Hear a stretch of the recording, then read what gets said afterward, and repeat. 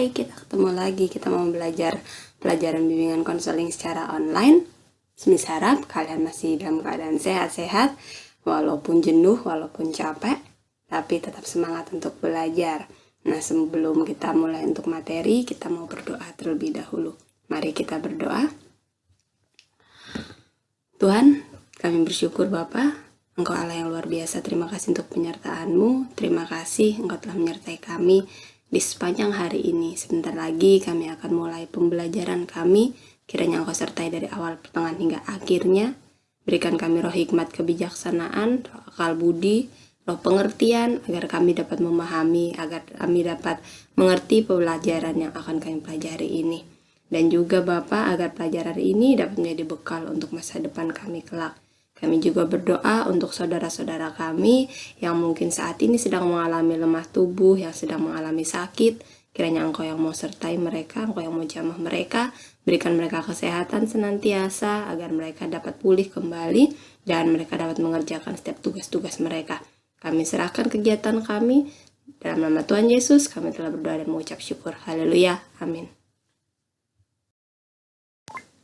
Ya, kita akan mulai pembelajaran. Silakan diperhatikan slide demi slide-nya. Selamat belajar, Tuhan memberkati. Nah, materi yang akan kita bahas bersama hari ini adalah tentang tips mencari dan disenangi teman. Kalau kita mendengar kata teman, itu adalah kata yang sering dan paling melekat di dalam hati kita. Karena apa? Karena kita saat ini hidup dikelilingi oleh teman-teman kita dimanapun kita berada.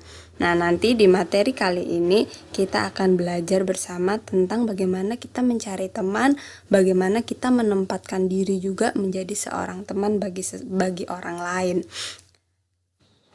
Dan juga coba diingat lagi, ada nggak teman-teman kalian, teman baik itu teman di sekolah atau teman di gereja, yang menurut kalian itu membawa dampak positif bagi kalian? Atau mungkin ada nggak teman kalian yang membawa dampak negatif ke kalian? Coba kalian ingat-ingat lagi, ada nggak teman-teman di sekeliling kalian yang seperti itu? Nah, kita akan melihat dulu kenapa sih kok kita harus belajar tentang bagaimana mencari dan bagaimana cara untuk supaya kita bisa disenangi oleh teman. Tujuan pembelajaran kita hari ini adalah supaya kita dapat memahami pentingnya seorang teman, memahami bagaimana cara mencari teman dan disenangi teman, serta cara menolak ajakan negatif teman sebaya. Di sini ada kata ajakan negatif teman sebaya. Ternyata teman itu bisa membawa dampak positif, bisa juga membawa dampak negatif. Sedangkan yang dimaksud dengan teman sebaya ini adalah seperti ini. Sebaya itu berarti seumuran, sepantaran. Jadi teman-teman yang sepantaran dengan kalian. Kalau seandainya kalian sekarang SMP, ya berarti teman-teman SMP kalian sama-sama kelas 7. Itu namanya teman sebaya. Nanti di sini secara keseluruhan kita akan belajar dan juga mungkin kalian bisa sambil mengingat-ingat lagi teman-teman kalian dan kalian bisa mengkarakteristikkan setiap teman kalian itu termasuk teman yang seperti apa sih, dan diri kalian sendiri itu termasuk teman seperti apa buat teman kalian. Suatu kebanggaan apabila keberadaan kita di sekolah mempunyai banyak teman, disukai dan disenangi. Namun, tidak semua siswa dalam berinteraksi mudah diterima oleh lingkungannya. Maksudnya itu begini, ada mungkin siswa yang dia sulit untuk membuka pembicaraan dengan orang baru, atau dia sedang berada di sekolah yang baru, di lingkungan yang baru, dia mau memulai pembicaraan dengan teman yang baru, mau kenalan sama teman baru itu malu. Atau dari kebiasaan dia yang biasanya itu diem, di tempat yang baru itu ternyata lingkungannya adalah teman-temannya rame, teman-temannya itu banyak bicara, dia merasa sulit untuk beradaptasi dengan lingkungannya. Terkadang siswa tersebut malah jadinya menyendiri, tidak mau bergaul, bukan karena dia tidak bisa bergaul dengan orang lain, tetapi karena dia tuh tidak tahu bagaimana caranya supaya dia bisa diterima di lingkungannya yang baru. Padahal siswa yang seperti itu, karakter yang seperti itu, itu bisa dilatih kemampuannya supaya bisa meningkatkan sikap dan perilaku yang positif, memperhatikan teman sebaya dengan cara yang hangat dan bersahabat, dan membuka pembicaraan yang sesuai dengan minat teman sebaya. Kita berteman, kita harus tahu apa sih motivasi kita berteman dengan teman-teman kita. Apakah motivasi kita itu baik, ataukah kita berteman dengan teman kita itu karena kita ingin mencari keuntungan untuk diri kita sendiri. Berikut ini adalah tips memperoleh teman di lingkungan yang baru. Yang ada 4 tips. Yang pertama, memperlihatkan keramahan. Yang kedua, jangan segan memuji orang. Yang ketiga, membuka percakapan. Dan yang keempat, murah senyum. 4 tips ini sebenarnya sangat mudah untuk kita lakukan kalau kita itu berada di lingkungan yang sudah kita kenal.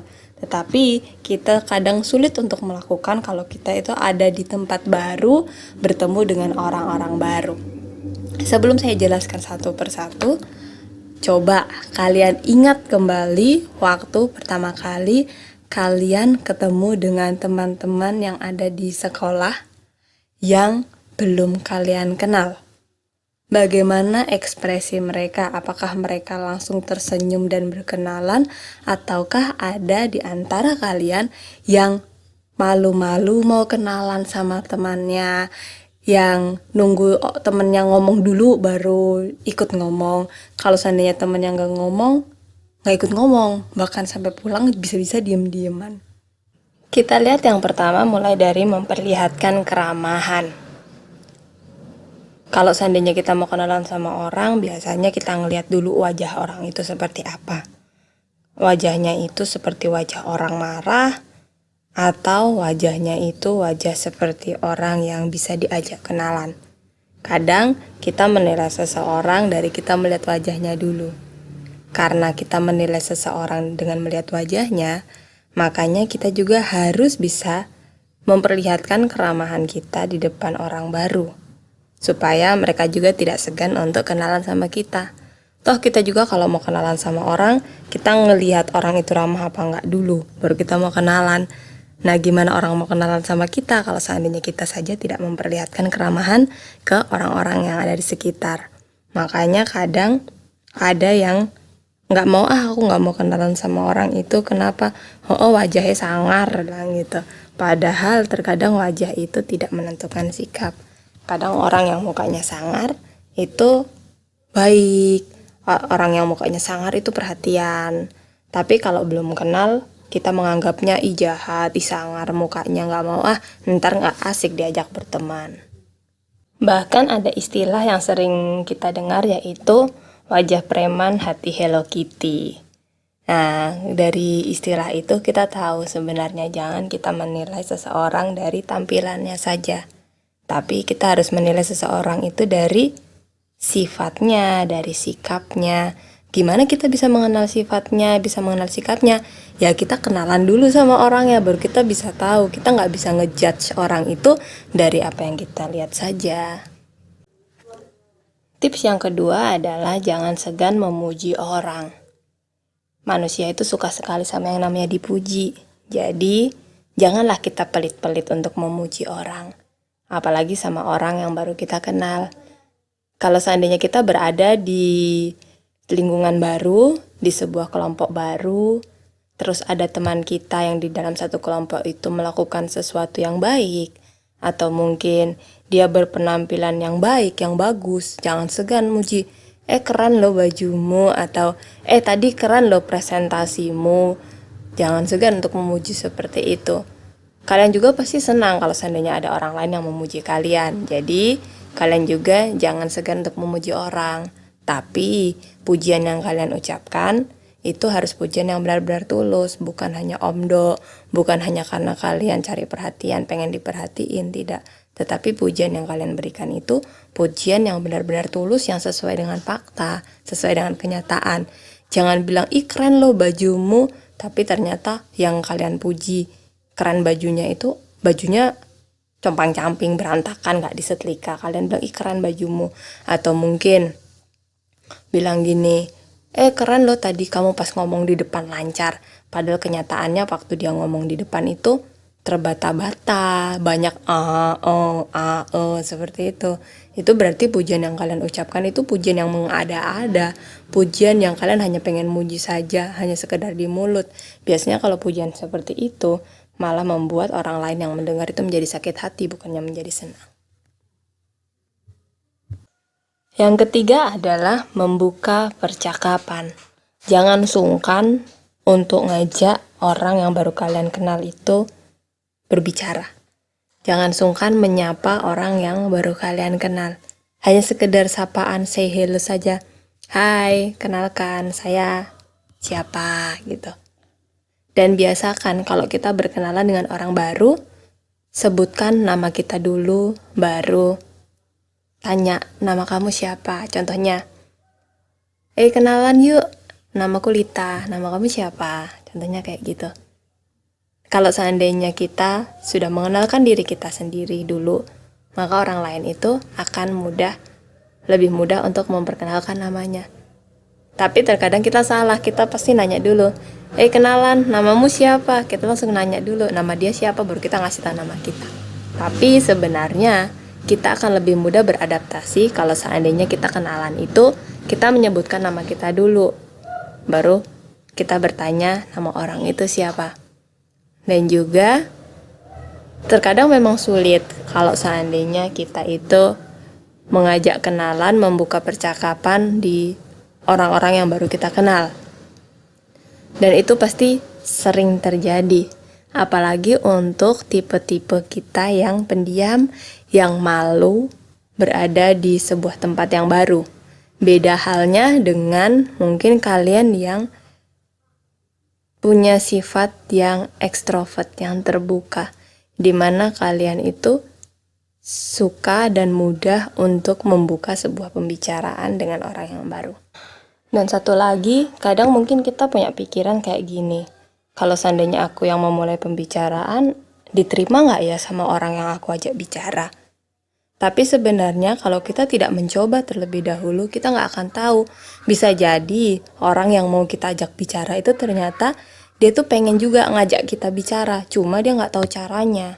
Nah, kalau seandainya kita sama-sama saling menunggu siapa yang ngajak bicara duluan, nggak akan jadi-jadilah itu sebuah perkenalan yang baru, sebuah percakapan yang baru, berkenalan dengan orang baru itu nggak akan jadi.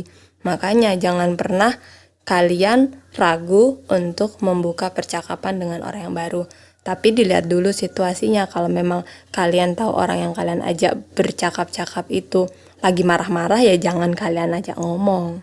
Jadi kalian tunggu reda dulu kalau seandainya kalian tetap mau berkenalan dengan orang itu.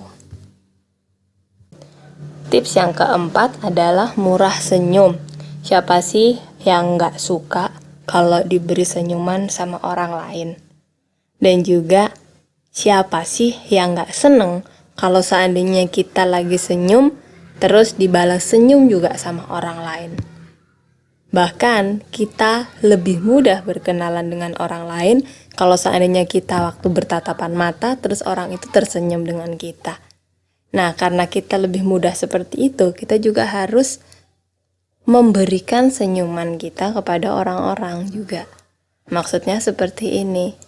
Jangan kita berada di lingkungan baru, terus kita memasang wajah tertekan, memasang wajah sedih, memasang wajah marah. Mana ada orang yang mau kenalan dengan kita yang seperti itu. Begitu juga dengan kita. Kalau seandainya coba disandingkan ada dua orang, yang satu orangnya murah senyum, yang satunya orangnya itu cemberut aja. Orang mana yang akan kalian ajak kenalan duluan? Pasti kalian akan mengajak kenalan orang yang murah senyum dulu. Setelah itu baru kalian mengajak kenalan orang yang cemberut. Makanya dari tips ini mengajarkan kita untuk kita dimanapun kita berada, kita selalu bisa memberikan senyuman kita kepada orang-orang yang ada di sekitar. Tapi ingat, jangan dikit-dikit senyum, hati-hati, itu malah bahaya loh ya. Dan juga, orang yang murah senyum itu adalah ciri-ciri dari orang yang ramah, sama orang yang mudah diajak untuk berteman. Jadi, Jangan sampai kalian menjadi pelit dengan yang namanya senyuman, tapi juga jangan sampai boros yang kelewatan dengan yang namanya senyuman. Karena senyuman yang berlebihan itu akan diartikan yang tidak baik juga.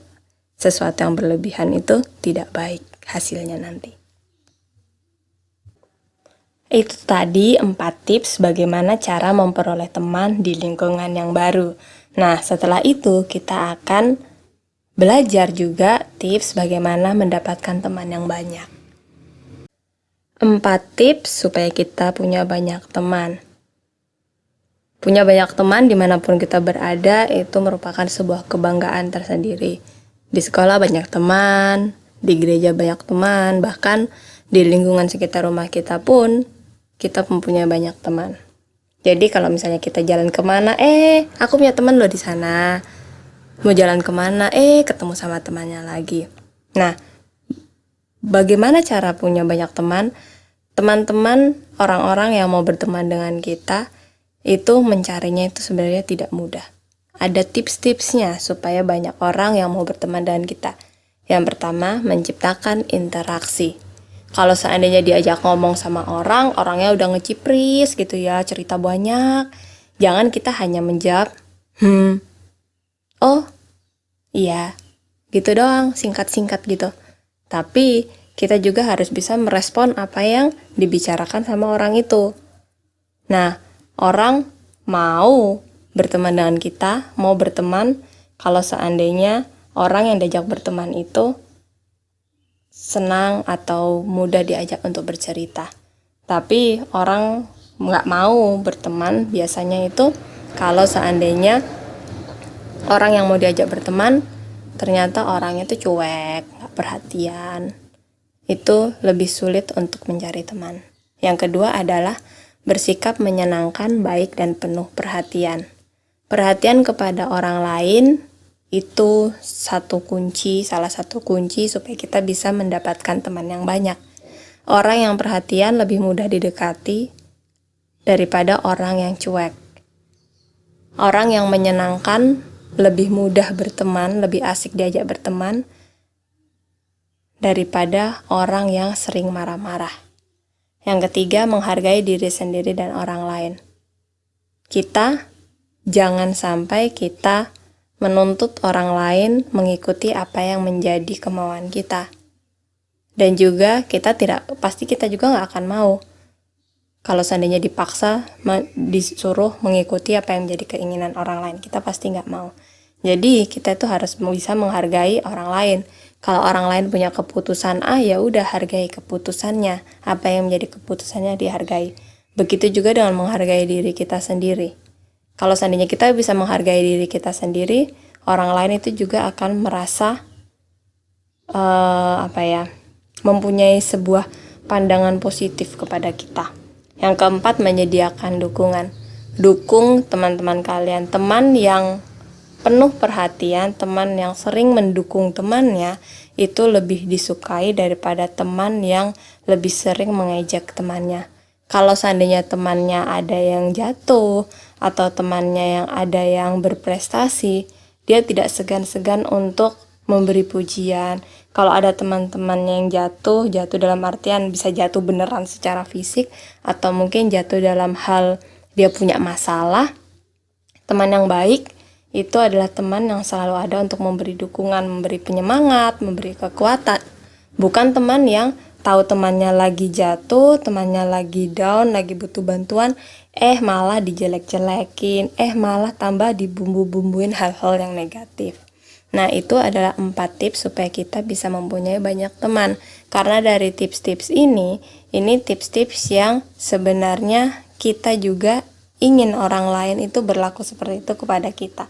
Makanya kita juga harus bisa berlaku seperti itu kepada orang lain. Oh ya, ternyata punya banyak teman itu juga mempunyai sebuah keuntungan. Keuntungannya adalah kita lebih mudah untuk meminta bantuan kalau seandainya kita memang sedang dalam masa kesulitan, kesusahan. Kita mudah untuk meminta bantuan kalau seandainya kita punya banyak teman. Contohnya mungkin kalau di sekolah saja ya. Di sekolah kalian punya banyak teman di sekolah, tiba-tiba kalian pas lagi nulis, bolpen kalian tintanya habis. Kalian bisa pinjam di teman-teman kalian. Tapi beda halnya dengan kalau seandainya kalian tidak mempunyai teman di kelas. Kalau seandainya kalian dengan kasus yang sama, lagi menulis, bolpennya habis gitu tintanya, kalian mau minta tolong ke teman kalian merasa sungkan, kalian merasa malu, seperti itu. Jadi sebenarnya keuntungan punya banyak teman itu, satu, kalian tidak merasa bosan. Yang kedua, kalian itu lebih mudah kalau seandainya kalian dalam kesusahan, lebih mudah dalam meminta bantuan ke teman-teman kalian. Yang penting kalian juga suka membantu teman. Jangan sampai kalian minta selalu dibantu, tetapi kalau ada teman yang kesusahan, kalian tidak mau membantu. Tapi kalian juga harus bisa membantu teman kalian selagi kalian memang mampu, sanggup untuk membantu. Tapi kalau memang kalian tidak sanggup, tidak mampu untuk membantu teman kalian sampaikan, kalian utarakan ke teman kalian. Oh maaf, kalau untuk saat ini saya tidak bisa membantu. Atau mungkin hanya sekedar minta saran, berilah teman kalian itu saran. Kalau misalnya nggak bisa ngasih saran, jadi bilang saja, saya dengarkan dulu saja ya, atau tak dengerin aja ya, tak bantu dukung dalam doa, atau tak bantu dukung dalam hal yang lain, seperti itu. Itu adalah keunggulan mempunyai teman yang banyak. Selanjutnya adalah cara yang tidak tepat dalam mencari teman. Cara-caranya itu seperti ini: buruk sangka, memanfaatkan orang lain untuk kepentingan diri semata, nyari teman hanya untuk supaya dia mendapat keuntungan. Aku mau nyari teman yang pinter supaya nanti kalau ada PR aku bisa nyontek.